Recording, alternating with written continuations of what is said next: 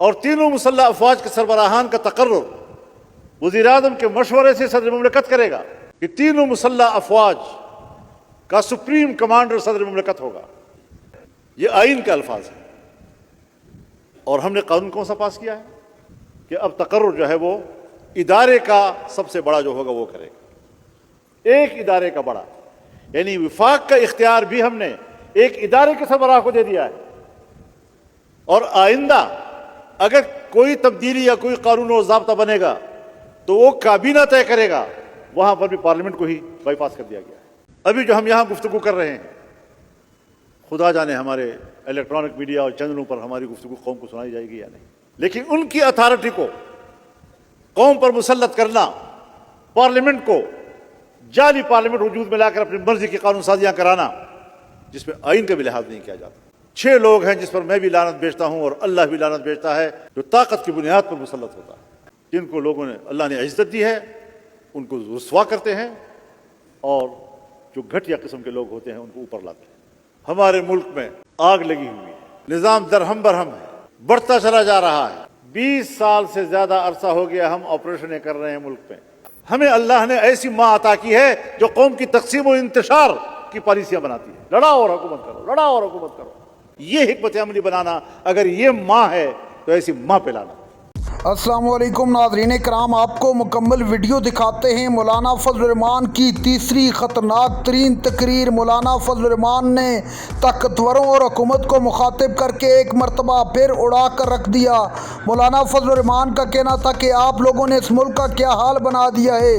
آپ کہتے ہو کہ ریاست ماں ہوتی ہے، کیا ماں کا یہ کردار ہوتا ہے کہ اپنے ہی بچوں کو چھلنی کر دے؟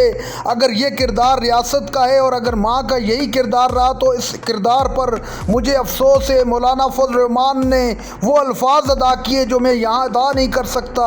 آپ یہ ویڈیو دیکھیے پھر اس پر بات کرتے ہیں۔ ہمارا آئین ایک میثاق ملی ہے، اب اس کا بھی احترام نہیں کیا جا رہا، قانون سازیاں ہو رہی ہیں، اور جس میں صرف اسٹیبلشمنٹ کی گرفت کو مضبوط کرنا یہ بڑا اہم ہوتا ہے۔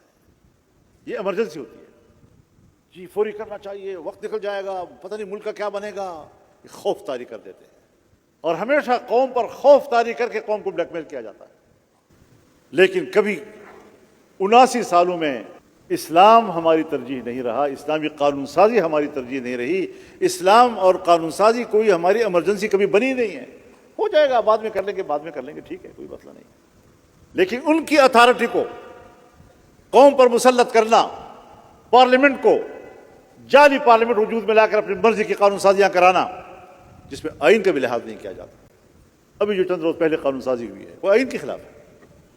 آئین واضح طور پر کہتا ہے آرٹیکل 243 پہ کہ تینوں مسلح افواج کا سپریم کمانڈر صدر مملکت ہوگا، اور تینوں مسلح افواج کے سربراہان کا تقرر وزیر اعظم کے مشورے سے صدر مملکت کرے گا۔ یہ آئین کے الفاظ ہیں، اور ہم نے قانون کون سا پاس کیا ہے کہ اب تقرر جو ہے وہ ادارے کا سب سے بڑا جو ہوگا وہ کرے گا، ایک ادارے کا بڑا، یعنی وفاق کا اختیار بھی ہم نے ایک ادارے کے سربراہ کو دے دیا ہے۔ اور آئندہ اگر کوئی تبدیلی یا کوئی قانون و ضابطہ بنے گا تو وہ کابینہ طے کرے گا، وہاں پر بھی پارلیمنٹ کو ہی بائی پاس کر دیا گیا ہے۔ اور یہ قانون سازی جائز ہوگی اس لیے کہ اس میں ایک طاقتور ادارے کی گرفت کو مضبوط کیا جا رہا ہے۔ بھئی ہم آپ کو پہلے سے مضبوط مانتے ہیں، پاکستان کے دفاع کو ناگزیر سمجھتے ہیں، اس کو طاقتور دیکھنا چاہتے ہیں، لیکن اس کا ایک حد ہوتی ہے، ایک دائرہ ہوتا ہے، اس دائرے کا ایک اختیار ہوتا ہے۔ اب کابینہ کا اختیار بھی ان کے پاس، پارلیمنٹ کا اختیار بھی ان کے پاس، اور آئین کے علی الرغم اس کے تو منفی اثرات خود ان اداروں پر، دفاعی ادارے پر پڑ سکتے ہیں، خدا نہ کرے۔ تو ہم تو یہ سمجھتے ہیں کہ خیرخواہی کا تقاضا یہ ہے کہ ہم ان کے سامنے بڑی صاف بات کریں، کھل کر کریں۔ آج حالت یہ ہے کہ اگر ہم پارلیمنٹ میں بات کرتے ہیں تو قوم کو ہماری آواز نہیں پہنچنے دی جاتی۔ ابھی جو ہم یہاں گفتگو کر رہے ہیں، خدا جانے ہمارے الیکٹرانک میڈیا اور چینلوں پر ہماری گفتگو قوم کو سنائی جائے گی یا نہیں۔ اسے کہتے ہیں تسلط بالجبروت، طاقت کی بنیاد پر مسلط ہونا۔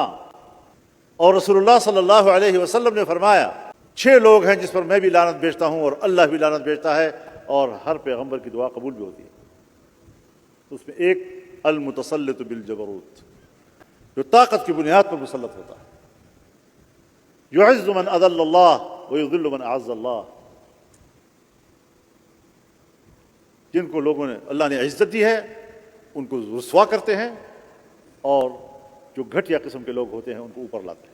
آج ہم اپنے حقوق کی جنگ لڑ رہے ہیں، ہمارے ملک میں آگ لگی ہوئی ہے، نظام درہم برہم ہے، بڑھتا چلا جا رہا ہے۔ 20 سال سے زیادہ عرصہ ہو گیا ہم آپریشنیں کر رہے ہیں ملک میں، دہشت گردی کے خلاف آپریشن، مسلح گروہوں کے خلاف آپریشن، باغیوں کے خلاف آپریشن، اور جتنا آپریشن کرتے جا رہے ہیں تو وہ بڑھتا جا رہا ہے، مرض بڑھتا گیا جو دوا کا۔ اس کا معنی یہ ہے کہ تمہاری حکمت عملی ناکام ہے، اس میں کہیں پر کوئی نقص ہے، اور نقص سے ہٹ کر بھی بات ہم کر سکتے ہیں کہ تم اپنے حکمت عملی میں بدنیت بھی ہو، تم چاہتے بھی نہیں ہو کہ ملک میں کوئی آرام آئے اور اطمینان آئے، اور کہتے ہو ریاست ماں ہے، ریاست ماں ہے۔ ماں وہ تو اولاد کو اکٹھا کرتی ہے، اگر اس کی اولاد میں کہیں کوئی مسئلہ پیدا ہوتا ہے، اختلاف پیدا ہوتا ہے اور وہ تقسیم ہوتے ہیں، ماں پہ کیا گزرتی ہے؟ ماں اپنے اولاد کو جوڑتی ہے۔ ہمیں اللہ نے ایسی ماں عطا کی ہے جو قوم کی تقسیم و انتشار کی پالیسیاں بناتی ہے، لڑاؤ اور حکومت کرو، لڑاؤ اور حکومت کرو۔ تو لڑاؤ اور حکومت کرو، اور قوم کو تقسیم کرنا، سیاسی جماعتوں کو تقسیم کرنا، مذہبی جماعتوں کو تقسیم کرنا، مدارس کی تنظیموں کو تقسیم کرنا، لڑانا ہر جگہ لوگوں کو ایک دوسرے کے ساتھ، اور تم اس کو مارو اور تم اس کو مارو، اور اس کو اس کے ذریعے نیچے کرو، اس کو اس کے ذریعے نیچے کرو، یہ حکمت عملی بنانا اگر یہ ماں ہے تو ایسی ماں پہ لانا۔ ماں اس طرح ہوتی ہے، ماں کی مامتا تڑپتی ہے اپنے اولاد کی، اس کی خیرخواہی کے لیے، ان کی وحدت کے لیے، وہ اپنے اولاد کو ایک صف میں دیکھنا چاہتی ہے، اس کے دل میں جو اپنے اولاد کے لیے رأفت اور رحمت ہوتی ہے۔ کیا ہم وہ دیکھ رہے ہیں اس ملک میں؟ ماں اس طرح ہوتی ہے؟ یہ ماں تو نہیں ہوتی، یہ کوئی ڈیان ہوگی۔ ماں بنو، ریاست کو ماں بناؤ، قوم کو ایک قوم بناؤ، اور اس حالت میں کہتے ہیں کہ جو صوبے پہلے سے بنے ہوئے ان کو بھی توڑو، اور باقی کام رہ گیا صوبوں کو توڑنا ہے۔ ناظرین کرام، آپ نے ویڈیو دیکھی، پیمز اسپتال میں آگ لگنے کے بعد متاثرہ فیملیز میدان میں آ گئی اور ایسی گفتگو کی کہ پورے ملک کے رونگٹے کھڑے ہو گئے۔ فیملیز کا کہنا تھا کہ ہمارے بچوں کے ساتھ جو ظلم ہوا ہے وہ خدا کسی دشمن کو بھی نہ دکھائے، ان لوگوں نے ایمرجنسی گیٹ کو بند کر رکھا تھا اور نہ ہی کوئی مدد کو آیا۔